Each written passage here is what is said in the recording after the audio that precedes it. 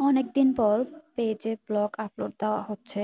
Recently আমার লাইফে যে কি যাচ্ছে আমি নিজেও এটা আন্দাজ করতে পারতাছি না। একেক সময় একেক জিনিস হয়ে যাচ্ছে আমার সাথে। যার জন্য লাইফে ঘটে যাওয়া কাহিনী এবং টাইম ম্যানেজ করতে আমার খুবই হ্যাসেল হয়ে যাচ্ছিল। সো দ্যাটস হোয়াই আমি কয়েকদিন আর পেজে কিছু আপ দিতে পারি নাই। সো আজকে শেয়ার করতেছি আপনাদের সাথে একটা আড়ং হল ভিডিও। আসসালামু আলাইকুম, welcome to my another blog. আশা করি আপনারা সবাই ভালো আছেন। যে যেখানে আছেন আল্লাহর রহমতে সুস্থই আছেন। তো এটা অনেক দিন আগের একটা ব্লগ ছিল। আমি সময়ের কারণে ম্যানেজ করে উঠতে পারি নাই আর। সে সময় আমার ভার্সিটিতে আমার 2nd ইয়ারের ফার্স্ট ইন কোর্স এক্সাম ছিল। যেহেতু এক্সামের ১ দিন বা ২ দিন আগে মনে পড়ে যে আমি একজন স্টুডেন্ট, আমার সামনে পরীক্ষা আছে, পড়তে হবে। সো সেই সময়টা খুবই প্যারা হয়ে যায়। খুবই বিরক্তিকর একটা প্যারা হয়ে যায় যে এতগুলা পড়া একসাথে কিভাবে শেষ করব।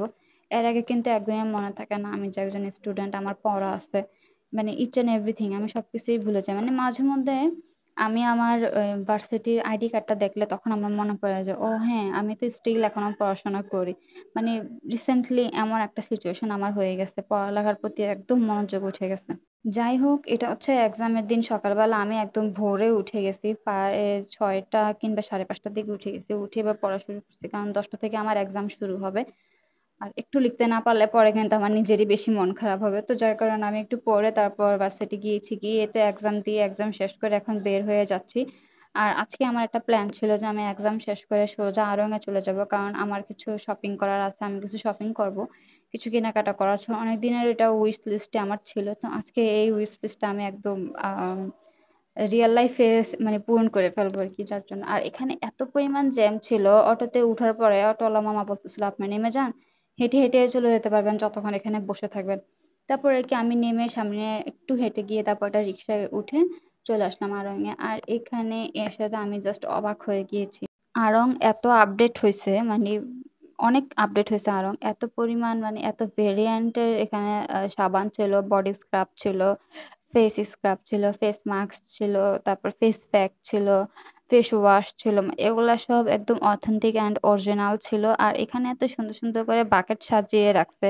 এটা আমার কাছে খুবই ভালো লাগছে। তো আমি চিন্তা করলাম যে নেক্সট যদি আমার আসা হয় তাহলে এখান থেকে আমি একটা বাকেট নিয়ে যাবো। আমার কাছে খুবই ভালো লাগছে। আর আমি বাকেটের ভিডিওটা অনেক আগে আপলোড করে দিছি। আপনারা হয়তো এটা অনেকেই দেখে ফেলছেন। আর এটা আমার ফার্স্ট দিনার। তো এখানে এসে আমি এখানে যা যা নতুন ছিল তো সেগুলো আমি একটু দেখতেছিলাম যে কি, কি এখানে নতুন আছে বা আনছে তারা। আমার প্রায় ১ থেকে ১.৫ বছর হয়ে যাবে যে আমি আড়ং ভিজিট করি না। তাই আমি সেদিন গিয়ে এতটা অবাক হয়ে গিয়েছি যে আড়ং এত আপডেট হলো কিভাবে, আর আমি একটু জানতেও পারলাম না। এখানে অনেক ধরনের সোফের ভেরিয়ান্ট ছিল, তো যেটা দেখে আমার খুবই পছন্দ হইছে। আমি আ কয়েক ধরনের সোপ নিয়ে নিছি। প্রায় ২ থেকে ৩ টা আইটেমের সোপ আমি নিয়েছি। এর মধ্যে আমার একটা মনে আছে টার্মেরিক নিছি, আরেকটা হোয়াইট কালারের নিছিলাম, আরেকটা গ্রিন কালার নিছিলাম।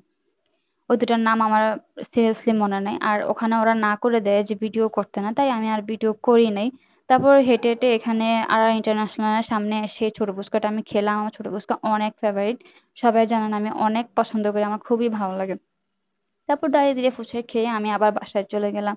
আর এই ছিল আমার আজকের ভিডিও। ভিডিওটা যদি ভালো লেগে থাকে তাহলে অবশ্যই লাইক, কমেন্ট এবং শেয়ার করে আমার পাশে থাকবেন। আমার পেজটিকে একটি করে ফলো দিয়ে দিবেন। সবাই ভালো থাকবেন, সুস্থ থাকবেন।